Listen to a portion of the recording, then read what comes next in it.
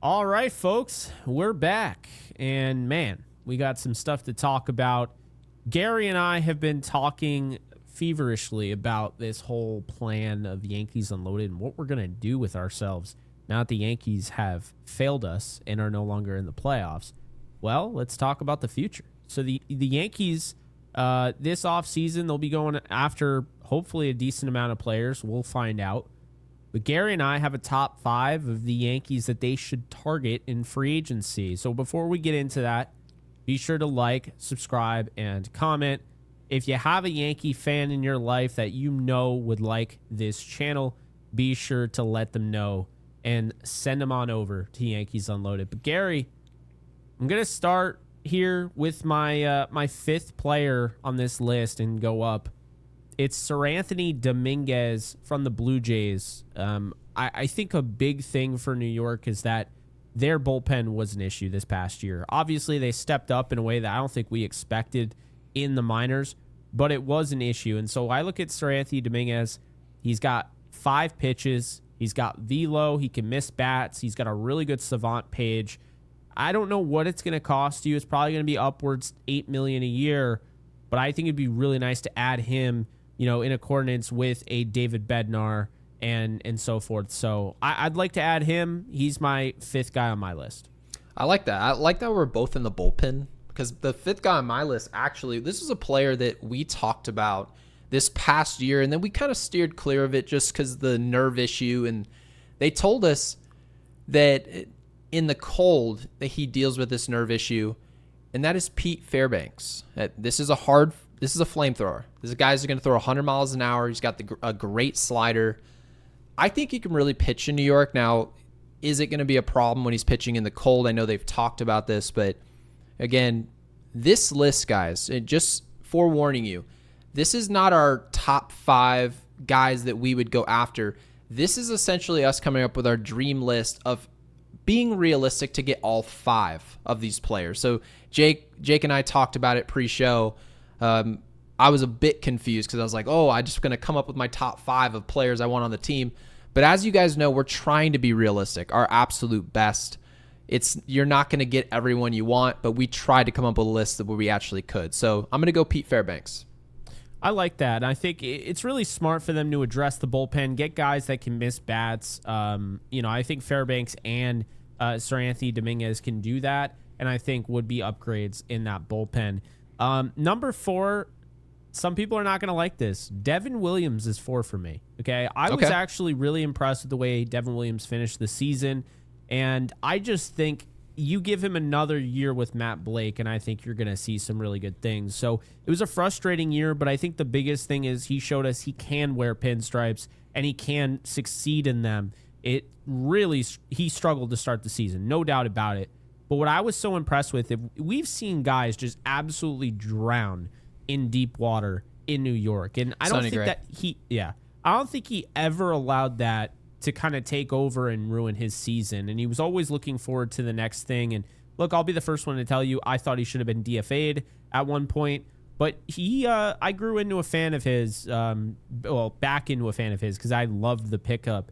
But yeah, I think Devin Williams, you put him with Seranthony Dominguez, you put him with David Bednar, you put him with Fernando Cruz.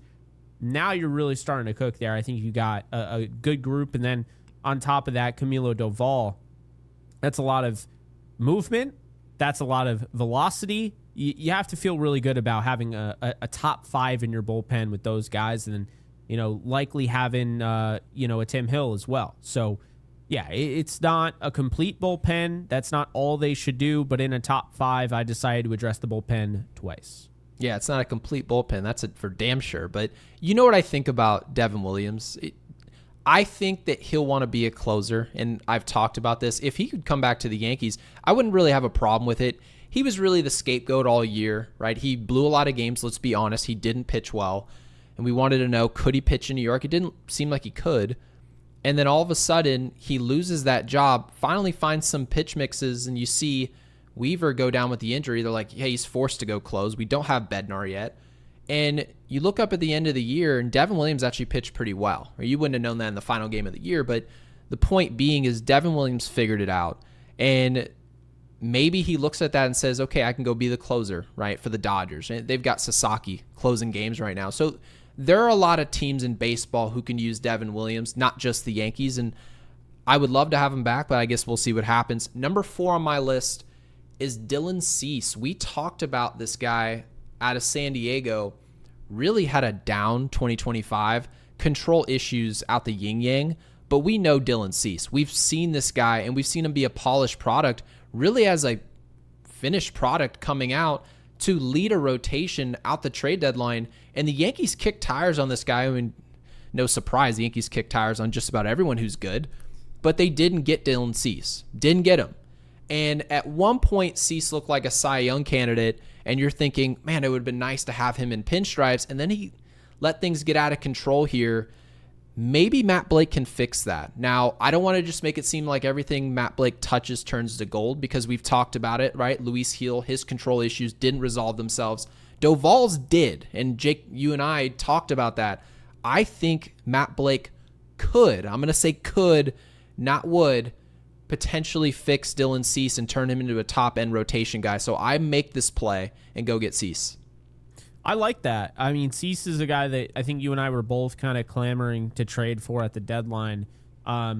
Let's be honest here. The Yankees learned a lot, and it wasn't a great thing this past postseason. They learned they can't really trust anybody except for the 24-year-old Cam Schlittler and an injured Garrett Cole that everyone's hoping that he's just going to magically recover overnight. And I don't know if that's true. So I do think it gives them some leeway. It gives them some runway.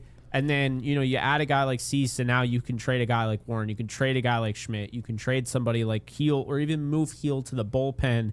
Like, Rodon's not expected to be ready for opening day. So, yeah, no Rodon, no Garrett Cole. We expect them to all be back and productive to some degree, but we're not the healthiest of rotations going into 2026. So you got to find some rotation help somewhere.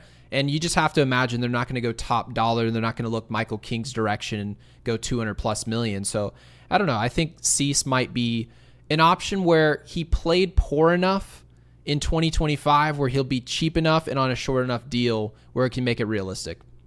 Yeah, so I move on to number 3 here, addressing the infield, or I guess the outfield as well. I'm going to go with a utility guy here that is a really good platoon bat, but I don't feel like he gets enough credit just in general of the player he really is, and that's Ahmed Rosario. Oh, yeah. Rosario's 29 years of age. It's not like he's 35 the way they treated him. But this is somebody that can play all these positions. He can play second, he can play short, he can play third, he can play the outfield.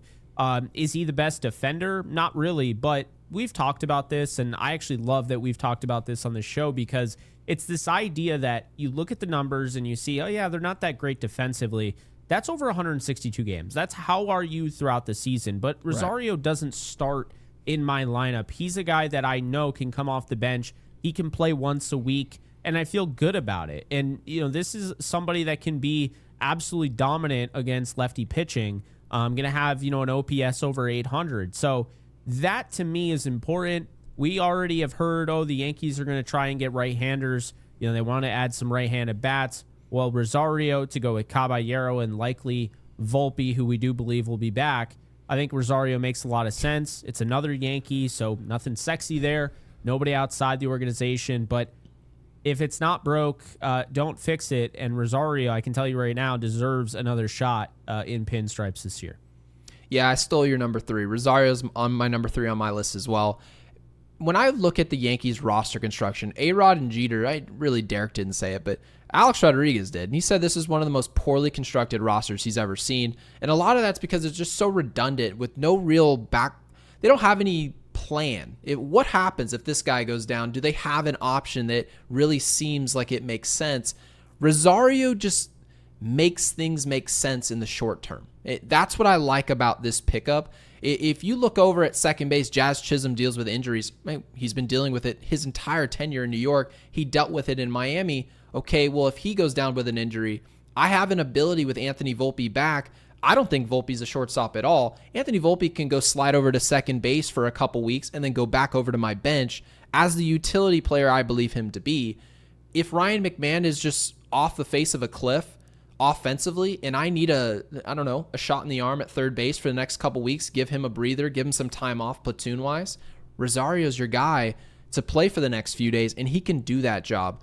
As you mentioned, these guys defensively, when you'll see number 2 on my list, again, not a great defensive guy, these guys tend to show you that they're not great defensively over the long haul. But in a short window, Rosario will be fine, and I'm most concerned right now with the bats. I was not happy with our offense this year. I know people said that we scored a lot of runs. We scored a lot of runs, regular season runs, as your dad likes to say it, Jake. We need to find ways to scrap at bats. I think Rosario helps us do that.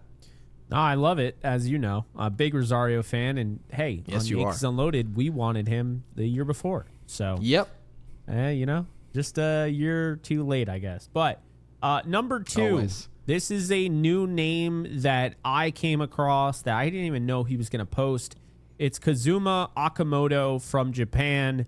They are comparing him in the NPB to being Hideki Matsui. And I have a stat here that I thought was really interesting, Gary. So when he's facing pitching of 93 or above miles per hour, he's hitting 440. So he's crushing velo. And I feel like with the way and the direction that the major leagues is going into with, velo, and obviously, if you don't believe me, I'm just look at Mason Miller getting traded and just how coveted these guys are that can throw 100 plus. I feel like he has more value in the MLB personally. Now I understand there are going to be people. Well, what about Murakami? You talked about him on Yankees Unloaded. He's been linked to the Yankees for 4 years. I think Murakami's been a little bit overrated. I know he's younger than Okamoto, who is 29 years old. Murakami's 25. I'm aware of that. But Murakami had a 56 home run season. I believe it was in the 50s. Home run season in 2022. The year Judge had the 62. And everybody was following those two because they had about the same homers. But Gary, if you look, his home runs have, gone down. I think overall his production. And I'm talking about Okamoto because I'm not really in the business of focusing on home runs here. He can play corner infield. He's mainly a third baseman, but he can play a serviceable first base. I think it gives you some flexibility. Personally, how I would use him, I play him at first the days that I have Rice at catcher, and I have essentially Ryan McMahon as, somebody that's like a platoon. That's kind of how I see it. So I think he should always be in the lineup. I think he offers the contact bat. 400 plus on base percentage. And I just think it makes a lot of sense for the New York Yankees. So Kaz Okamoto, I am hoping they are interested in because I think he could really help and, add some more contact to this lineup. Yeah, I like it. And I'm sure some people are going to say, well, Murakami, you see him hitting the towering home runs and all that. It makes a lot of sense. I get that.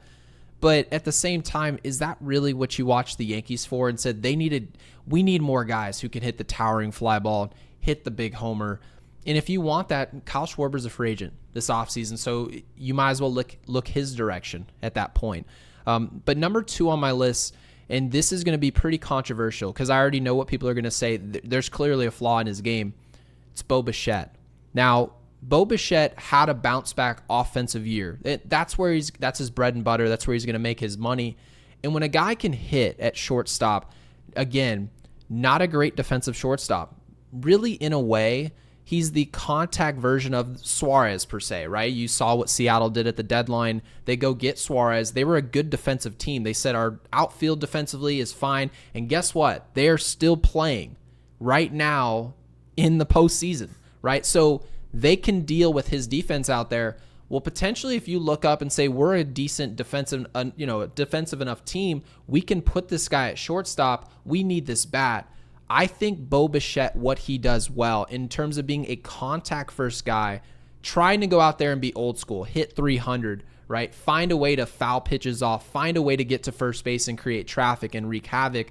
I think Bo Bichette may not be the best player in the world, but given the way he's played over the last 2 or 3 seasons, I think this contract is short enough where the Yankees can sign Bichette, and if Jazz Chisholm walks, you can slide him over to second base, and you look at a George Lombard Jr. slots in perfectly at shortstop. So I think Bo Bichette works and makes sense for this roster, not just for next year, but actually the year after. I would sign up for that. I like Bo Bichette. Obviously, the defense isn't great, but it's like what we talked about. I mean, in the postseason, people might look at that as a negative, but just game-to-game stuff I'm not really worried about. It's more so over the course of the season. Right. And to be fair, they've been doing that with Jason Dominguez in left field. They've been doing that with Anthony Volpe at shortstop when he wasn't playing well. So, if he can hit, is it really going to matter? Number one, you know him, you love him in all likelihood. It's Cody Bellinger, okay? I really didn't even bother flirting with Kyle Tucker here. The Yankees are not going to make a competitive offer, in my opinion. I just don't. I've said it, I've always said they have a 0% chance of getting him. But that said, I love Cody Bellinger. I love that he has every tool in the bag. He is a 5-tool player. And I think while his October was frustrating, I think to some people they might have kind of soured on him. I didn't sour on him enough to not bring him back. I soured on Trent Grisham enough to not bring him back, but I did not sour on Cody Bellinger because I still think Bellinger was impacting the game even when he couldn't find it at the plate. Bellinger's defense and his versatility to play first, to play every position in the outfield, that's important to me. Then you see how he's able to shorten up his swings, and he's got like a bunch of different swings. Like he's got a bunch of utility irons, right? In a golf bag. I just think this guy has clearly found the perfect fit for him in New York. I think the Yankees found the perfect fit. The only thing I wish is that he was younger, right? But that said, and we talk about it all the time, this is what happens typically when you find a free agent. Cody Bellinger is 30, okay? And so most free agents are going to be pretty young. Why is Kyle Tucker going to get paid a ton? Because he's a little bit younger. He's 28. Why did Juan Soto get paid a ton? Because he was 26. See, when you have that kind of rarity of guys coming out when they're so young, well, there you go. That's why. But Cody Bellinger, to me, he's a perfect fit in New York. He's a perfect fit in the pinstripes. I'd love to see him get a long-term deal. I don't know what that's going to look like, but, I'd give him an 8-year deal. I truly would. Yeah. Clearly, Cody Bellinger's number one on both of our lists for obvious reasons. He was the second best player on the Yankees, probably the most versatile player that we've had in a long time at this point. Because if you have to look at the Yankees roster, it doesn't matter what you guys want the Yankees to do this offseason. You want the Yankees to trade Jason Dominguez. You want them to trade Spencer Jones, go get Paul Skeens. You want to come up with any trade machine deal and send guys wherever else. You need an outfielder? Cody Bellinger's your guy. You fill out the outfield. You want to go young. You want to see Dominguez in left field. You want to see Jones in center field, Grisham walk. Cody Bellinger can go play first base. It's not a problem. You can shift him out to right field if Judge needs a DH for a few weeks. It's never a problem. Cody Bellinger's done all of it. He played left field this year. He played center. He played right. He got to first base a few times. We DH'd him a few times. It doesn't matter where you play him. He finds ways to produce. And Jake, you mentioned it. He came out with the back injury out of spring training. Got off to a slow start. If we wiped away that slow start, his numbers look much better than the numbers you saw at the end of the season. I know it was a little disappointing maybe for him. He didn't get up to that 30 home run mark and 100 ribbies. But Cody Bellinger, I think he's more of the flavor of let's stop obsessing over putting the ball in the seats. Let's stop obsessing over how many runs somebody drives in. Let's start obsessing over the process. You get 0-2. Do they just go down without a fight in a typical 3, 4, 5 hitters approach where I'm just trying to hit home runs and do damage myself? Or am I going to be a teammate, play postseason baseball throughout the regular season, a less frustrating old school brand of baseball? I think Bellinger helps us do that. But again, part of my list is I want players, right? I mentioned Josh Naylor this past offseason. I want players who are going to go out there and maybe just do less. Maybe not try to go upper deck every swing you take. I think that would be a positive approach for the Yankees. And Cody Bellinger was more of that DJ LeMahieu flavor that the Yankees were looking for, obviously, back in his prime. So Cody Bellinger, I have them going big money. He's already making $26 million this year, guys. So keep that in mind. You're looking anywhere from 6 to 8 years, from 160 to 200 million. It's big time money. I don't remember. I think he is Scott Boras' client. I'm fairly certain he is. Mm-hmm. So the Yankees are going to have to bring it. So we'll see what they do with Cody Bellinger. Have to imagine the Yankees typically don't go after players and lose them outside of Juan Soto. That was actually the first time that had happened. And most of the reporters that we talked to said that they thought Juan Soto was always going to the Mets, ironically. So have to imagine Cody Bellinger loves playing for the Yankees. I believe he does. Cody Bellinger, big time money, number 1 on our list. Yeah, so that's going to do it, guys. Those are our top 5. I got Seranthony Dominguez, Devin Williams, Ahmed Rosario, Kaz Okamoto, and Cody Bellinger. Yeah, and Cody Bellinger, Bichette, Rosario, Cease, and Fairbanks. And again, guys, this is not a list of some dream list of our top 5. This is our most realistic offseason of moves that we think all of them can happen off of our own list. So hopefully this happens. You have to imagine there's still going to be plenty of other moves they make out of their bullpen, because we all know here their bullpen was a nightmare. It's got to be better. You have to imagine Devin Williams was on your list. He wasn't on mine. You're not just going to find replacements falling out of the sky or out of your system. They're going to have to go get those players. So we'll see what they do. Roughly, just for those wondering, about $75 million they'll have to spend annually. So obviously counting up the contracts for 2026 to get up to the budget that they had in 2025. So we'll see what they do with that money. Obviously, we'll have a live later today, and we'll talk about Boone, we'll talk about Brian Cashman and just what they're going to do with that money, because I guess you can say hopes are not high. The vibes are down, Jake. They are.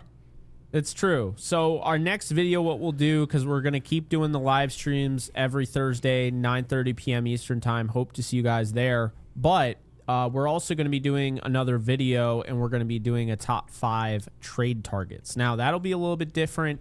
Not going to be like, everything. Oh, yeah, they're going to get all 5 of these guys. No. But there'll be options for the Yankees, and we're excited to dive into that. Yeah, and make sure you guys subscribe to Yankees Unloaded if you haven't already. Hit that bell icon if you're with us at Apple Podcasts. Drop us a review, whatever. I don't even know what they do anymore. But make sure you guys like this video.